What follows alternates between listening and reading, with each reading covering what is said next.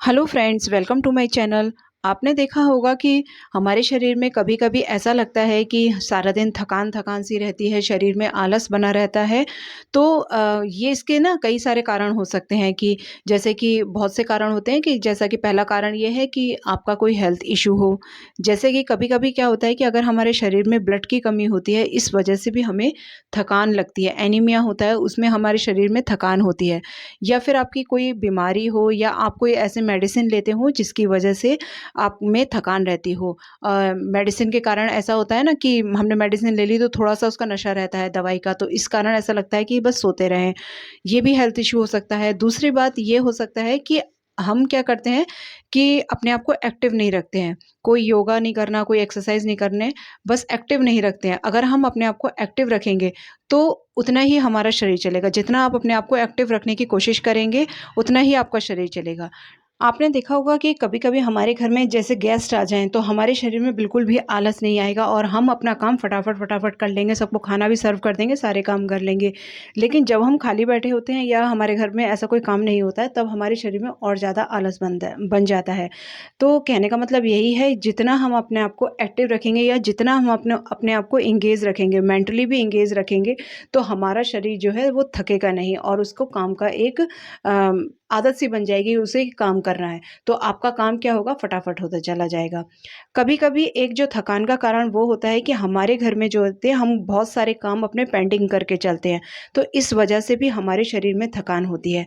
तो देखिए, अगर आपके काम जो है ना बहुत सारे पेंडिंग होते जा रहे हैं, तो इसके लिए एक सॉल्यूशन यही है कि आप अपने काम को बाँट लीजिए कि जैसे थोड़ा काम आज करना है, पूरा वीक में एक शेड्यूल बना लीजिए कि मुझे ये काम इस दिन निपटाने हैं।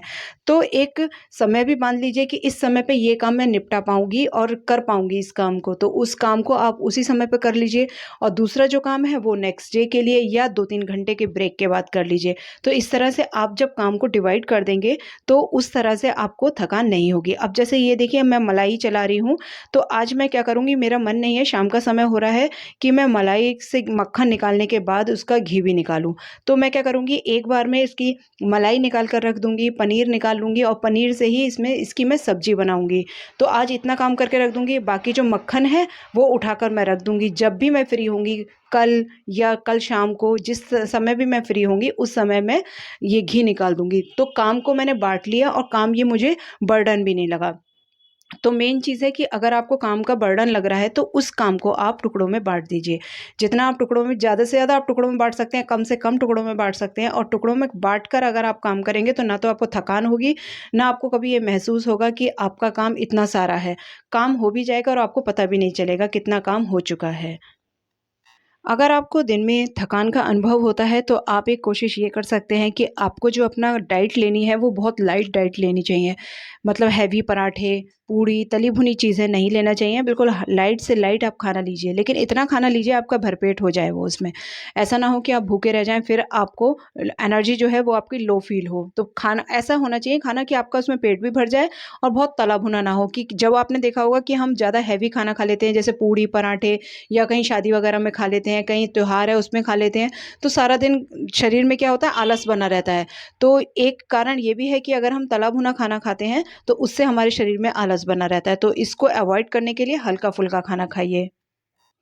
हमारे शरीर में आलस बनने का एक कारण ये है कि मशीनरी चीज़ें, हम ज़्यादा से ज़्यादा मशीनरी चीज़ों का इस्तेमाल करते हैं, मशीन पर बिल्कुल डिपेंड हो गए हैं, जिसकी वजह से हमारा जो शरीर है जितना एक्टिव होना चाहिए, वो उतना एक्टिव नहीं हो पाता है और हमारा शरीर में दिन पर दिन आलस बनता चला जाता है, थकान का अनुभव रहता है।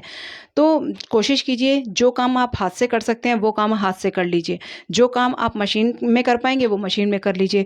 कुछ कपड़े देखिए ऐसे होते हैं कि छोटे-छोटे कपड़े हैं हमारे घर में, तो कोशिश कीजिए वो हाथ से धो लीजिए। बड़े-बड़े कपड़े हैं, जीन्स हैं, चादरें हैं, वो आप मशीन में धो सकते हैं। लेकिन कोशिश कीजिए, बहुत से काम हैं जैसे झाड़ू लगाना, कई लोग खड़े-खड़े बिल्कुल झाड़ू लगाते हैं, बैठकर झाड़ू लगाइए, पोंछा लगाइए हाथ से, तो इससे क्या होगा, हमारा शरीर एक्टिव रहेगा। शरीर को एक तरीके से मशीन है वो उसको चलाना होता है। अगर आप जितना अपने मशीन को चलाएँगे, उतनी आपकी मशीन क्या होती है, वो स्मूथ चलती है। उसी तरह हमारा शरीर भी आप जितना चलाएँगे उतना ही हमारा शरीर चलेगा। तो मशीन पे कम डिपेंड होकर अपने हाथ से ज़्यादा काम करने की कोशिश कीजिए।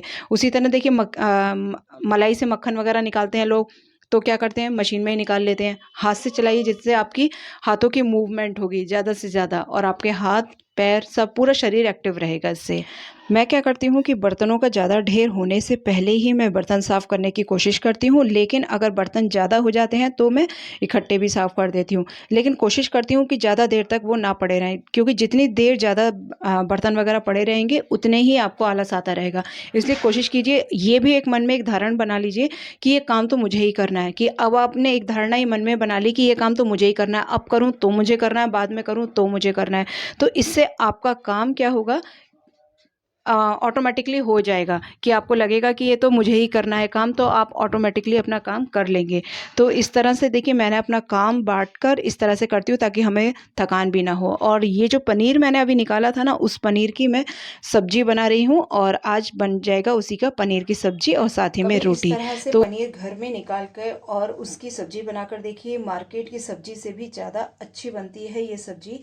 और ये देखिए, घर में ही मैंने इतना पनीर निकाला है कि सफिशिएंट है। ये आपके सामने अभी निकाला है कि मक्खन में से जो पानी एक्स्ट्रा बचता है, उस पानी से ही मैंने जो दूध बचता है उसका ही मैंने पनीर बनाया है। और ये देखिए, काफ़ी सॉफ्ट बनता है। और इसकी सब्जी बनाकर देखिए, चाहे आप इसके पराठे बना सकते हैं या किसी चीज़ में स्टफिंग भी कर सकते हैं इसकी, तो ये बहुत टेस्टी बनता है। और इसके बाद ये देखिए, सब्जी तैयार हो गई, खाना तैयार हो गया। तो एक बार मैं क्या करती हूँ, खाना सब्जी तैयार करने के बाद और एक बार किचन पूरी साफ़ कर लूँगी। जो 2-4 बर्तन और बचेंगे उन्हें भी साफ़ करके रात में ही रख देती हूँ, ताकि अर्ली मॉर्निंग काम का प्रेशर ना हो और आराम से सारे काम हो जाएं।